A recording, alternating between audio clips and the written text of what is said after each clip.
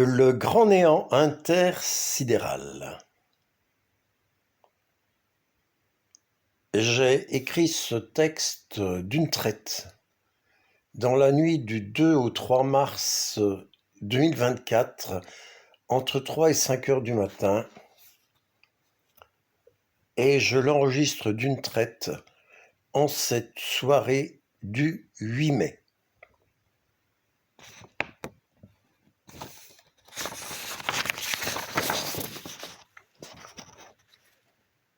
Le grand néant intersidéral. En ce temps-là, autrefois, je me trouvais dans le grand néant intersidéral. Y étais-je bien, confortable, heureux, en bonne compagnie, etc. Je ne sais pas. Je ne m'en souviens pas. L'homme occulte que je suis devenu par la suite n'est pas programmé pour s'en souvenir. Et puis, un jour, un après-midi d'été, j'ai quitté ce grand néant intersidéral pour débarquer, plutôt éclore, sur une petite planète bleue appelée Terre, elle-même perdue dans le même grand néant intersidéral. Une sorte de néant gigogne à l'infini, quoi. Passons. Il me plaît d'imaginer que ce fut une volonté aimante qui me propulsa sur cette planète dans une existence dite humaine. En fait, je n'en suis pas certain. Plutôt l'insouciance ou l'indifférence. Ça se produisit à l'automne de l'an de disgrâce 1946 lors d'un spasme plutôt agréable, surtout à l'époque de l'après-guerre, au cours duquel des gènes étrangers se rencontrèrent et forniquèrent. Passons, bis. Quant à la volonté aimante ou non de mes géniteurs, eh bien, je n'en saurai jamais rien puisqu'ils ont disparu aujourd'hui et sont retournés avant moi dans le grand néant intersidéral. Donc, depuis quelques années, me voici sur cette planète. Pour quelques années encore. Combien ? Je ne sais. Je n'ai pas été programmé pour le savoir. Je vis donc, je survis pour X temps. Qu'est-ce à dire je vis ? Je respire, je m'alimente, je défèque. J'écris je, mais en fait je n'en sais rien. Disons que mon corps, de façon automatique, respire, s'alimente, défèque.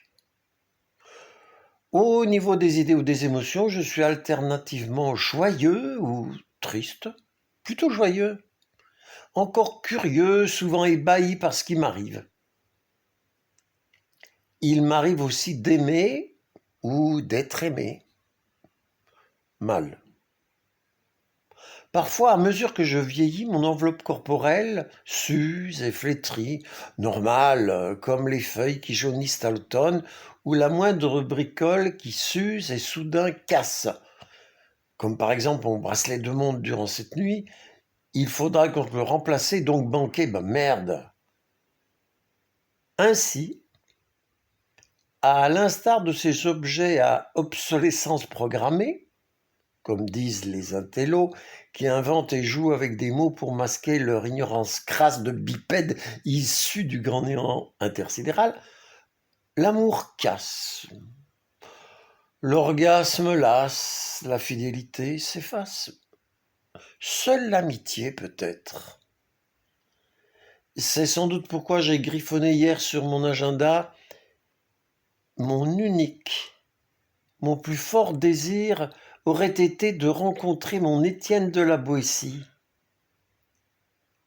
Las, à mon âge, je n'en ai plus le temps. car je vais bientôt retourner dans mon vaste néant intersidéral. Comme toi, qui m'écoutes.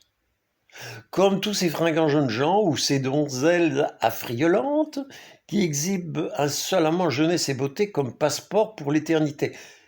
Mais même les passeports rutilants deviennent un jour périmés.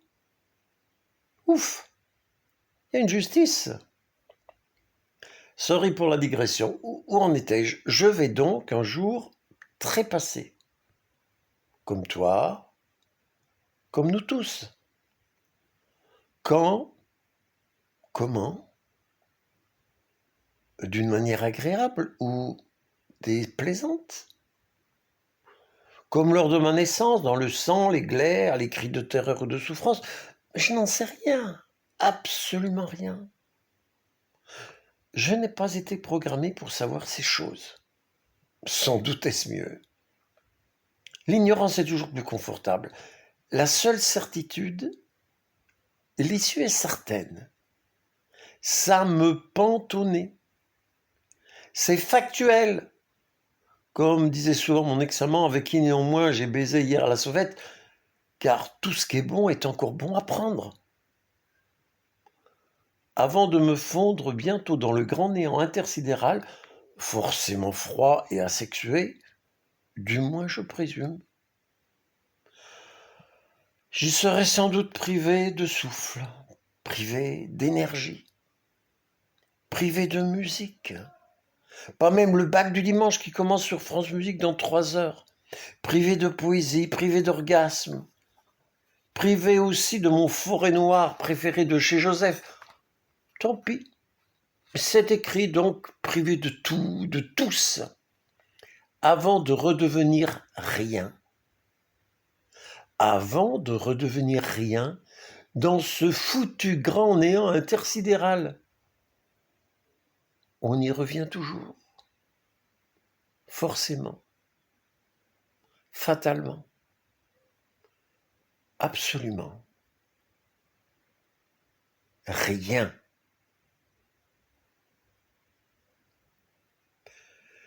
Encore quelques mots car mon insomnie m'épuise autant qu'elle m'excite. Pour conjurer leur inconnaissance du grand néant intersidéral, pour diminuer leur stupeur d'en être absurdement issus, de devoir y retourner, pour mettre du baume sur leur terreur inavouée d'être un jour nés et de devoir bientôt crever, la plupart choisissent d'apprivoiser ce grand néant intersidéral, ils choisissent de l'appeler Dieu. C'est leur choix.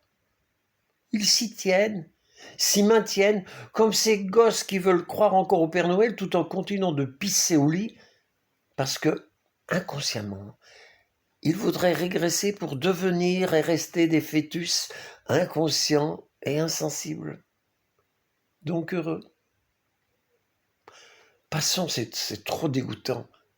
Les marmots sont aussi trop dégoûtants, disons casse-bonbons. Toutes les religions sont également dégoûtantes, souvent méchantes, prenant leur messie pour des lanternes et dans le fond n'aimant pas les hommes, ni leur petite planète d'adoption, puisque les religions lui préfèrent le ciel et l'éternel garden party garanti et préparé de toute éternité par ce foutu bon Dieu, faussaire sublime que par dérision je préfère moi appeler flip-flop.